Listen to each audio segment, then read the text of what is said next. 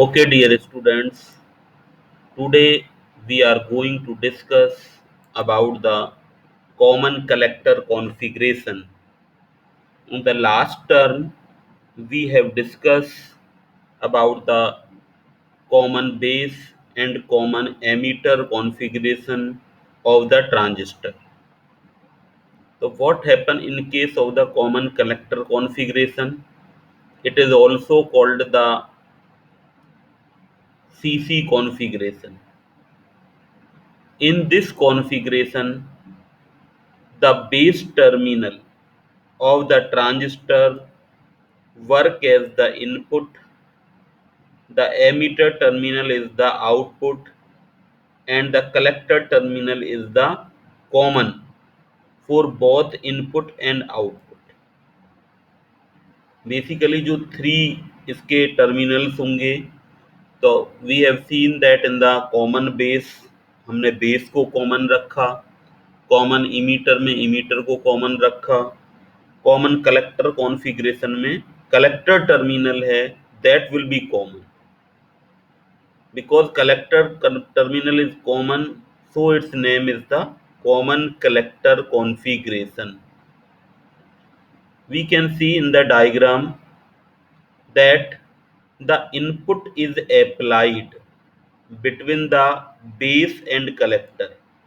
जो यहाँ पर हम इनपुट देंगे वो हम बेस और कलेक्टर के बीच में अप्लाई करेंगे and output will be taken, जो आउटपुट हम लेंगे from the emitter and collector, वो यहाँ पर एमीटर और कलेक्टर के बीच में यहाँ पर हम आउटपुट को मॉनिटर करते हैं.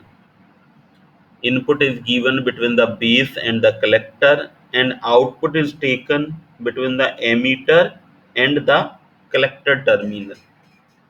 That is the basic configuration of the common collector. It is the NPN transistor which is working in the active mode. This input junction is the forward bias and output junction is the reverse bias. Then transistor come in the forward mode, active mode. We can see it another form. Basically transistor is shown like the NPN here in this format, and that is the current flowing in the circuit and batteries, biasing batteries. Basically these are the biasing batteries, DC voltages, which we are applying for the common collector configuration. Input is given here and output also taken here. We take the output of the transistor. This type of bipolar transistor configuration is a non-inverting circuit, means that the signal voltages of V in and V out are in phase. यहाँ पर जो V in और V out होंगे, suppose यहाँ पर हमने जो V in दिया और जो V out दिया, उनमें फेज डिफरेंस जो हमारा होगा that will be 0 degree. Input is given such type of sine wave and output is also getting such type of sine wave. There will be 0 phase shift in the input and output in the common collector configuration. That is also important. Now the common collector configuration has a voltage gain of about 1 unity gain. It is important property of the common collector configuration कि इसमें जो voltage gain होता है वो हम 1 रखते हैं.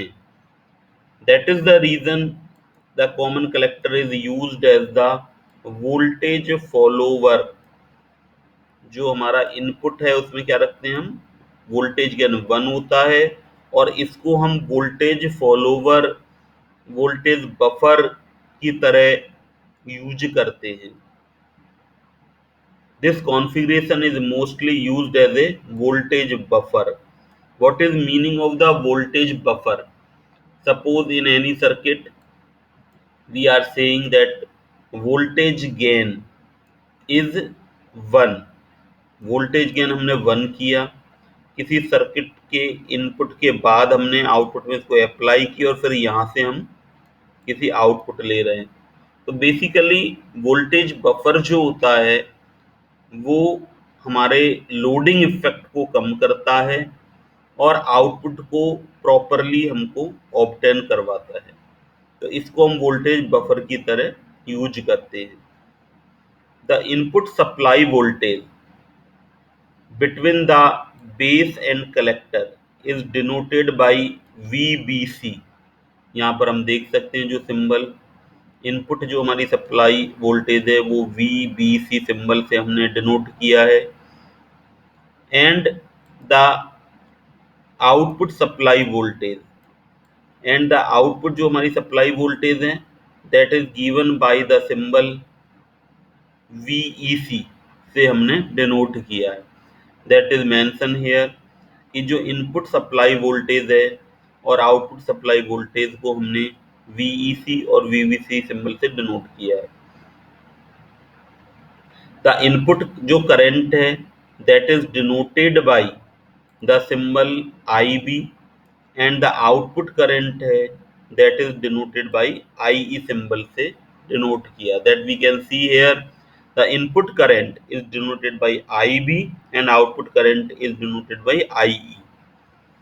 So these are the basic parameter of the transistor. The load resistance of the common collector transistor receive both the base and collector current, giving a large current gain. तो इस transistor configuration में current gain है वो काफ़ी high होता है क्योंकि जो लोड रेजिस्टेंस होता है उस पर दोनों से हमें करंट प्राप्त मिलता है, बेस से और इमीटर से। Now the some transistor parameters, कुछ ट्रांजिस्टर के इम्पोर्टेंट पैरामीटर हैं। ये हर तरह के ट्रांजिस्टर के लिए हो सकते हैं कॉन्फ़िगरेशन के लिए। इनको भी कई बार पूछा जाता है what are the transistor parameters. तो first is the dynamic input resistance. What is the meaning of dynamic और वेरिएबल? तो input resistance is denoted by RI।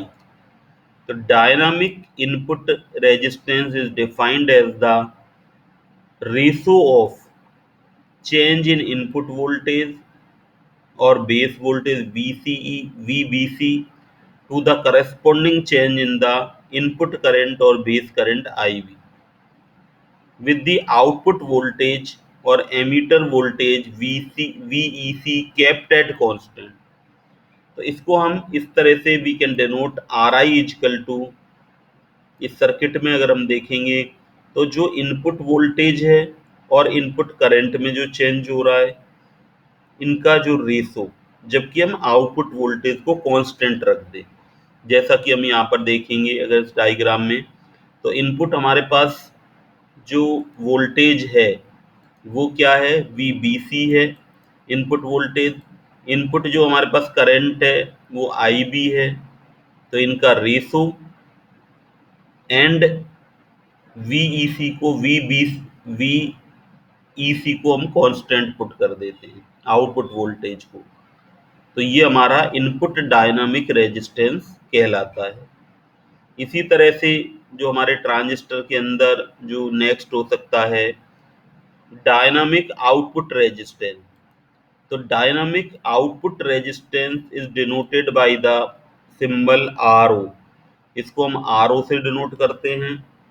It is the ratio of the change in the output voltage VEC to the corresponding change in the output current or emitter current, with the input current or base current IB kept at constant।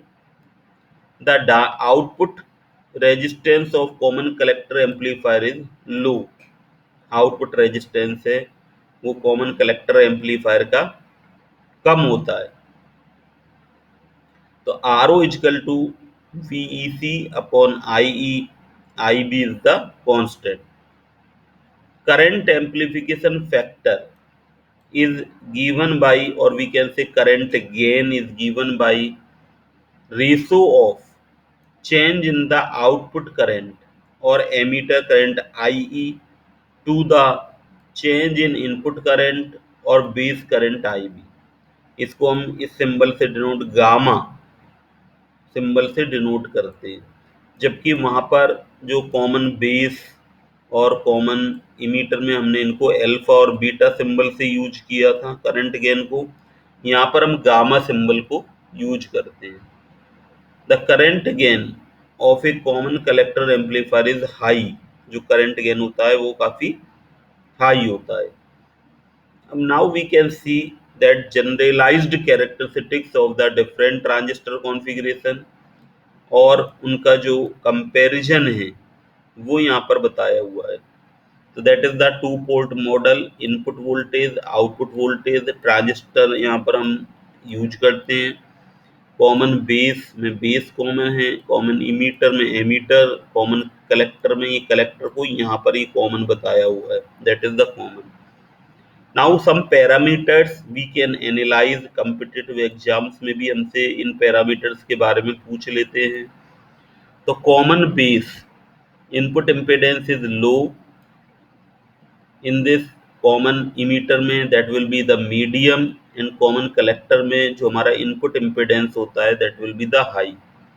Output impedance very high common base में, high and low in the common collector configuration. Generally input impedance would be high and output impedance would be low for a ideal instrument. Phase shift, we study the third parameter phase shift, 0 degree. हमने पढ़ा था कि common base में कोई phase shift नहीं होता, non inverting type का output मिलता है। Phase shift is 180 degree in common emitter and 0 degree in the common collector configuration. Voltage gain is very high in common base, common emitter में that is the medium, common collector में that will be the very low. Current gain low होता है common base में, emitter में medium और collector में high होता है current gain.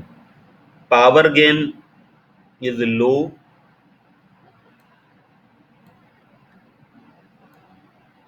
very high in the common emitter configuration and medium in the common collector configuration. So these are the comparison of the basic three type of the transistor configurations. Okay, thank you very much.